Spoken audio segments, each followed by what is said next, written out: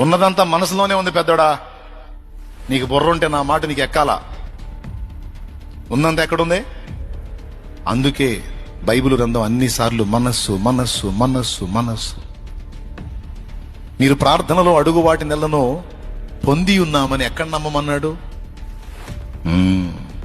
యేసు ప్రభు అని నోటితో ఒప్పుకొని ఎక్కడ విశ్వసించమన్నాడు? మనస్సు లేక హృదయమందు విశ్వసించి. మనసులో విశ్వాసం నీకు రక్షణ ఆధారం. మనసులో విశ్వాసం నీకు అద్భుతాలకు ఆధారం. మనసులో మార్పు నిత్య జీవానికి ఆధారం. మనసులో ఒత్తిడి నీ రోగానికి కారణం. మనస్సులో సందేహం నీ దరిద్రానికి కారణం. అని మనసులో ఆయన యందు విశ్వాసం ఉంచి మనసులో ఎప్పుడూ కూడా పాజిటివ్ వేవ్స్ దాన్ని ఇవ్వాలి. పాజిటివ్ వేవ్స్ని అంటే అనుకూలమైన ఆలోచనలు, ఆశీర్వాదకరమైన ఆలోచనలు, దీవెనకరమైన ఆలోచనలని ఎప్పుడు సరఫరా కానివ్వాలి.